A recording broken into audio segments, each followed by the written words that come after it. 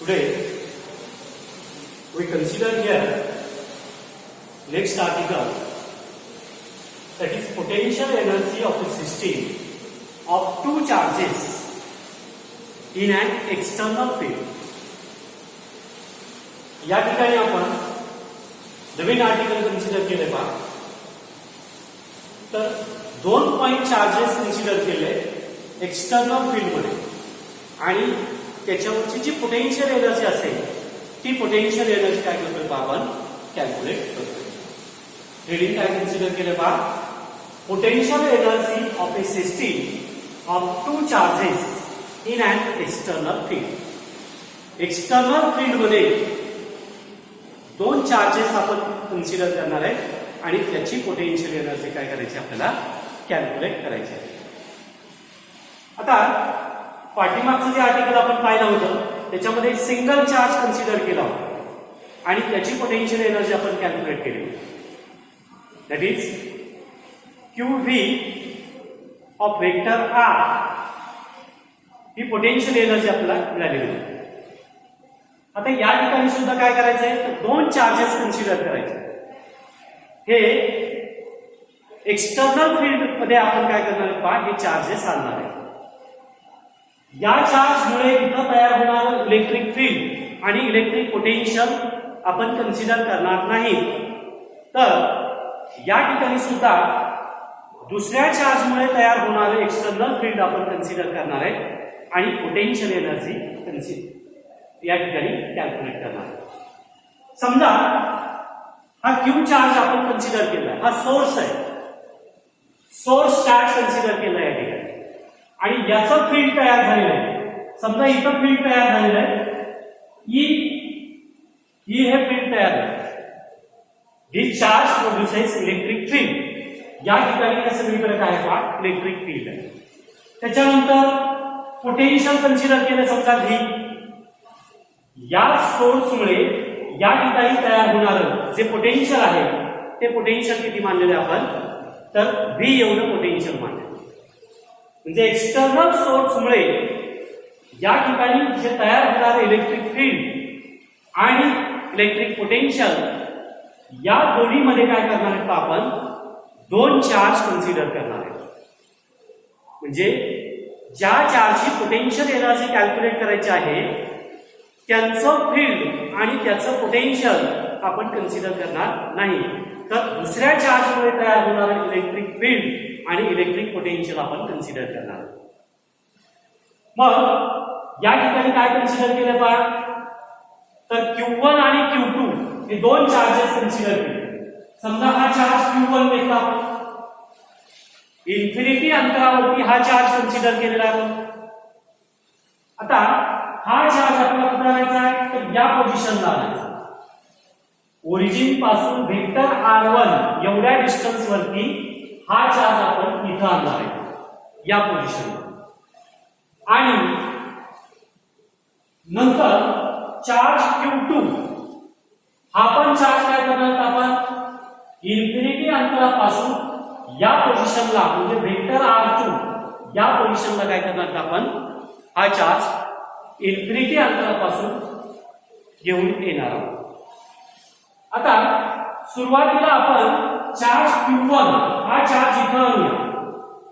त्याच्यासाठी लागणारं जे वर्क डन आहे ते वर्क डन कॅल्क्युलेट करूया. चार्ज Q2 साठी लागणारं जे वर्क डन आहे ते वर्क डन कॅल्क्युलेट करू आणि सुपरपोजिशन प्रिन्सिपल नुसार या ठिकाणी दोन्ही चार्ज साठी लागणारं जे वर्क डन आहे ते वर्क डन आपण काय करूया ऍड करू आणि त्याच्यावरून आपल्याला काय करता येईल पहा तर पोटेन्शियल एनर्जी कॅल्क्युलेट करता येईल. Find consider two point charges Q1 and Q2 are located at R1 and R2 respectively. म्हणजे Q1 आणि Q2 हे दोन चार्जेस कन्सिडर केले, R1 आणि R2 डिस्टन्स कन्सिडर केलेले आहे इन एक्सटर्नल फील्ड. आणि एक्सटर्नल फील्ड किती मानलेले आपण तर E एवढं मानले. आता पहिला चार्ज आपण कन्सिडर करूया. To bring charge Q1 from infinity to R1 म्हणजे इन्फिनिटी पासून R1 एवढ्या डिस्टन्स वरती पहिला चार्ज आणला. The work done is given by, समजा ते वर्क डन किती मानलं तर W एवढं मानलं. ते वर्क डन किती मानलं आपण, W1 मानलं. तर W1 is equal to charge Q1 इथलं potential V of vector R1. म्हणजे हा चार्ज किती डिस्टन्स वरती कन्सिडर केलेला आहे तर R1 एवढ्या डिस्टन्स वरती कन्सिडर केलेला आहे. म्हणून या पोझिशनला चार्ज Q1 चं जे वर्क डन असेल ते वर्क डन किती असेल पहा, W1 is equal to Q1V of vector R1. म्हणजे हा चार्ज आपण इन्फिनिटी पासून कुठे आणला तर पोझिशन, या पोझिशनला म्हणजे R1 वेक्टर एवढ्या पोझिशनला किंवा डिस्टन्स वरती काय केलं आपण चार्ज आणला आणि त्याचं वर्क डन कॅल्क्युलेट केलं. याला समजा आपण काय म्हणलं इक्वेशन नंबर 1 असं. त्याच्यानंतर सेकंड चार्ज, दुसरा चार्ज Q2 कन्सिडर करूया. To bring charge Q2 from infinity to R2, the work done not only against the external field E but also against field due to Q1. आता दुसरा charge ज्यावेळेस आपण आणतो, समजा Q2 हा charge consider केला, हा चार्ज आपण या पोझिशनला आणत असताना एक्सटर्नल फील्ड E याच्या अपोजिटला काय करावं लागेल, वर्क डन करावं लागेल. म्हणजे इथं फील्ड आहे, या फील्डच्या अगेन्स्ट याला वर्क डन करावं लागणार आहे. आणखी चार्ज Q1 मुळे तयार होणारं जे फील्ड आहे त्याच्यावरती सुद्धा काय करावं लागेल पहा, याला इकडं आणत असताना याचं सुद्धा त्याच्या ठिकाणी वर्क डन होणार आहे. म्हणजेच Q2 हा एक्सटर्नल फील्ड E आणि या ठिकाणी फील्ड ड्यू टू Q1 म्हणजे Q1 चार्ज मुळे तयार होणारं फील्ड आणि एक्सटर्नल जे फील्ड आहे या दोन फील्ड वरती काय करावं लागेल पहा, वर्क डन करावं लागेल. आणि ते जे वर्क डन आहे ते वर्क डन काय केलं पहा आपण कॅल्क्युलेट केलं.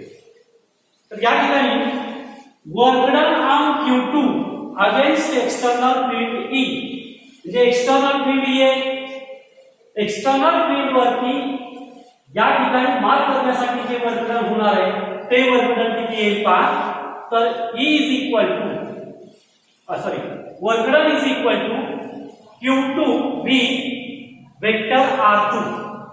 म्हणजे एक्सटर्नल फील्ड वरती जे वर्क डन होणार आहे, Q2 चं जे वर्क डन होणार आहे ते वर्क डन किती होईल पहा, तर Q2 into V of R2. आणि चार्ज Q1 चं जे फील्ड आहे या फील्ड वरती जे वर्क डन होणार आहे ते वर्क डन किती मिळेल पहा आपल्याला, work done on Q2 against the field due to Q1. म्हणजे Q1 मुळे जे फील्ड तयार झालेलं आहे ते किती असणार आहे पहा, Q1 into Q2 by 4 pi epsilon 0 R12. म्हणजे हा चार्ज इथं आणत असताना याच्या अगेन्स्ट वर्क डन होईल आणि याचं जे फील्ड आहे या फील्डच्या अगेन्स्ट सुद्धा काय होणार आहे पहा, वर्क डन होणार आहे.